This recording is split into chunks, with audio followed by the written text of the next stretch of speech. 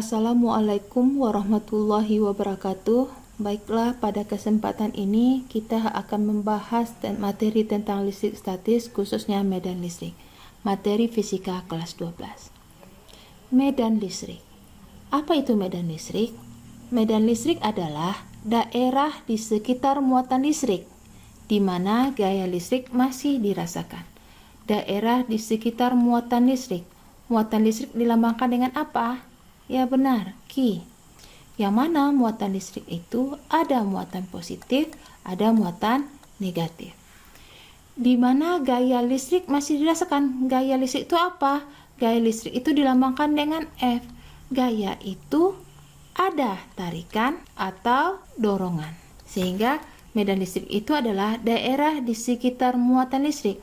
Bisa muatan positif atau muatan negatif, di mana masih ada gaya tarikan atau dorongan yang terjadi antara dua muatan.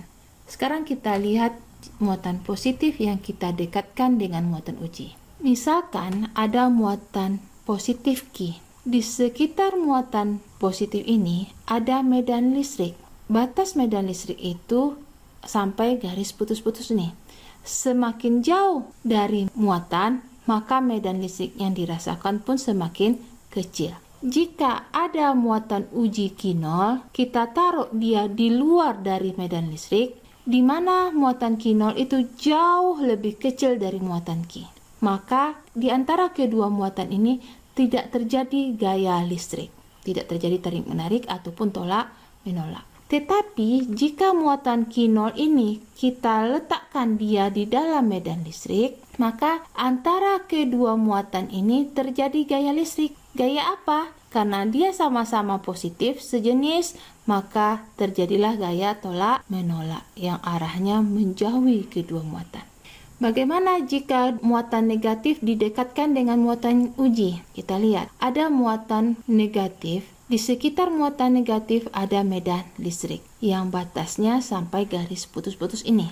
Jika ada muatan uji Q0 yang ukurannya itu jauh lebih kecil dari muatan Q, kita taruh dia di luar medan listrik, maka tidak terjadi gaya listrik antara kedua muatan ini. Tetapi jika Q0 itu kita taruh dia di dalam medan listrik, maka terjadilah gaya listrik antara kedua muatan ini. Gaya apa? Karena dia berbeda jenis, maka terjadilah gaya tarik-menarik. Kemana arahnya? Saling mendekati. Makin jauh muatan uji itu dari muatan Q, maka makin kecil medan listrik yang dirasakan. Sehingga gaya listriknya pun juga kecil. Sekarang kita lanjutkan garis gaya listrik. Medan listrik digambarkan dengan garis gaya listrik. Bagaimana cara menggambarkannya? Garis gaya listrik tidak pernah berpotongan, hanya saling bersinggungan. Garis gaya listrik yang rapat itu menandakan medan listriknya kuat. Sementara garis gaya listrik yang renggang itu menandakan medan listriknya lemah. Yang kedua, medan listrik itu termasuk besaran vektor. Jadi besaran vektor itu besaran yang punya nilai dan arah. Kemana arahnya? Jika muatan itu positif, maka arah medan listrik itu keluar atau menjauhi muatan. Jika muatan itu negatif, maka arah medan listriknya mendekati atau menuju muatan tersebut. Itu arahnya. Ingat, muatan positif arahnya menjauhi muatan dan muatan negatif arahnya mendekati muatan tersebut. Sekarang kita lihat pola garis gaya listrik pada dua muatan yang berdekatan. Jika ada dua buah muatan berlawanan jenis, kita dekatkan. Bagaimana bentuk pola garis gaya listriknya? Muatan positif, arah medannya kemana? Menjauhi muatan tersebut. Sementara muatan negatif, arah medannya kemana? Mendekati muatan tersebut. Sehingga kalau kita lukiskan gambarnya seperti ini. Nah, kita lihat di sekitar muatan ini banyak garis gaya listrik. Semakin banyak garis gaya listrik, itu menunjukkan semakin besar medan listriknya. Bagaimana jika dua muatan positif kita dekatkan? Bagaimana bentuk polanya? Muatan positif arah garis gaya listriknya keluar, sehingga kalau dilukiskan gambarnya seperti ini. Kalau dua buah muatan negatif kita dekatkan, maka pola garis gaya listriknya seperti ini. Kenapa? Kalau muatan negatif, garis gaya listriknya menuju muatan. Jadi tanda panah ini harus diperhatikan. Sekarang kita lihat kuat medan listriknya. Apa itu kuat medan listrik?